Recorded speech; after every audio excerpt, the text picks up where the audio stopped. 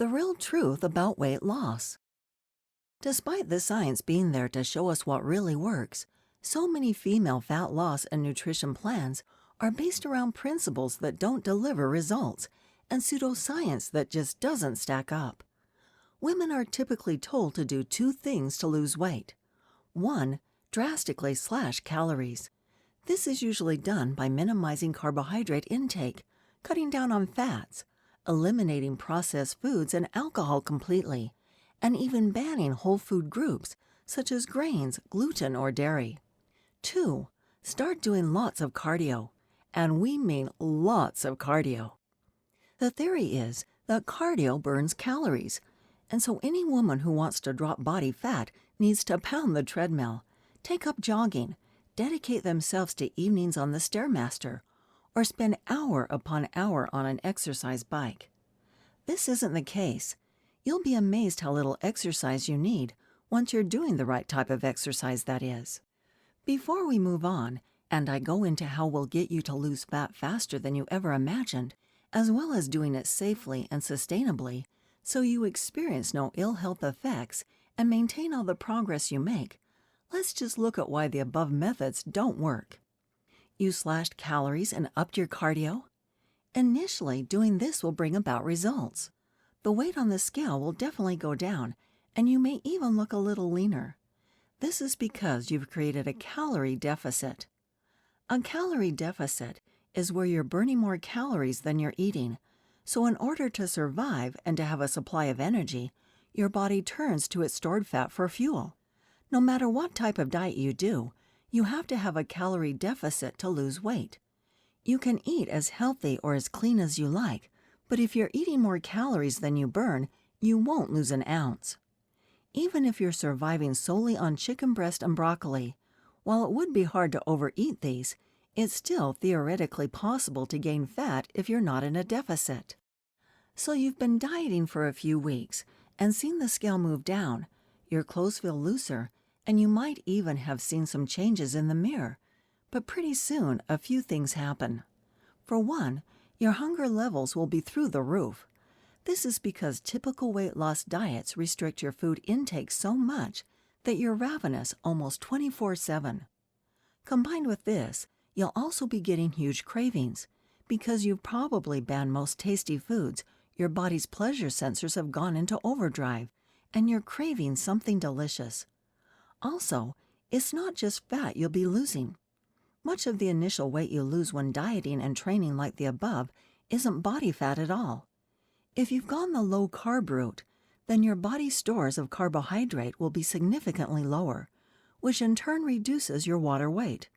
Plus, because you're in such an aggressive calorie deficit, your body can only burn fat at a certain rate. And so instead of relying on fat for fuel, it's burning up muscle too. Now you might be wondering why muscle matters if you don't want to be a bodybuilder, but we'll cover that very soon. First, I want to talk a little more about how detrimental the common way of doing things is. So your diet's not going great, but how about the training? Cardio is fine for burning calories, but what you'll notice is that pretty soon, your calorie burn per session starts going down.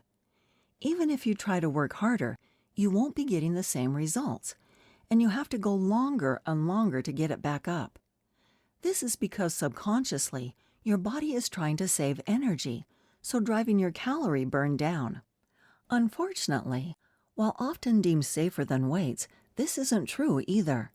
Cardio, especially impact activities like running, can create huge stress on your joints and lead to injuries, particularly overuse injuries such as tendinitis. Let me ask you this too. Do you enjoy cardio? I know they talk about runner's high, but apart from that, it's pretty boring, right?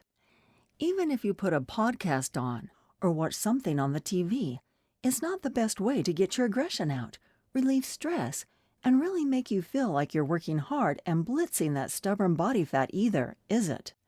Now, when you combine these long, drawn-out, monotonous cardio sessions with an extreme diet, things really start to go downhill.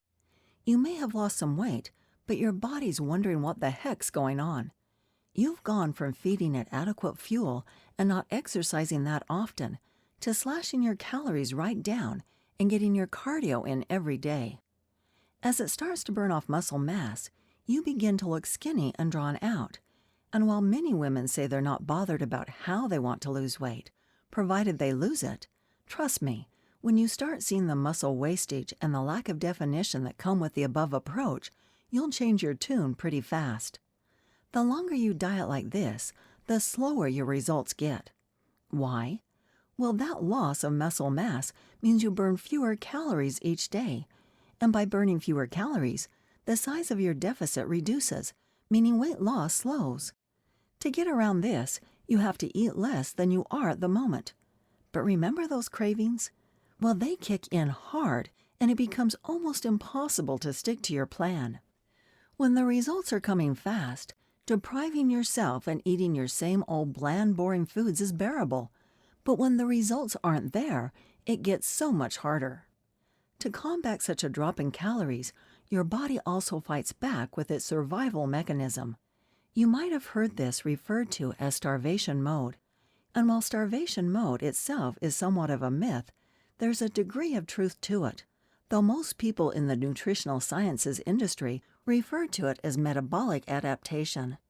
This is a process whereby your body starts to downregulate all non-essential functions, such as sex drive, digestion speed, and even the production of some hormones, so you can start to feel very lethargic and quite unwell. Additionally, you'll subconsciously move around less, and so will be burning fewer calories, making it harder to keep losing weight. Can you see a pattern here?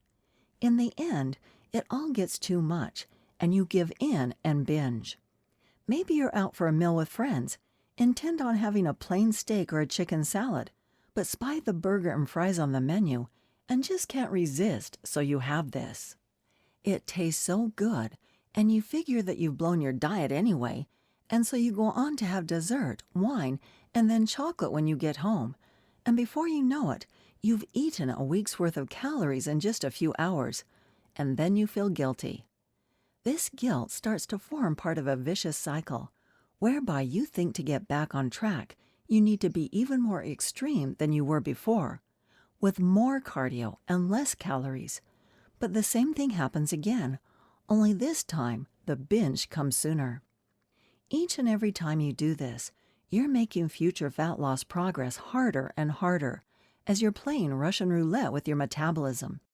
You make your physique worse too, as you lose a combination of muscle mass and body fat during the diet, but put back on solely fat, no muscle when you binge or overeat. Now, this is not meant to be a horror story.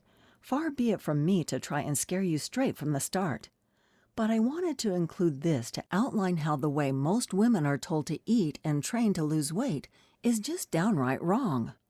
I also know there's plenty of skepticism out there when it comes to female fat loss, so wanted to show you how I'm not just another guru who wants to sell you supplements or get you onto an extreme eating plan.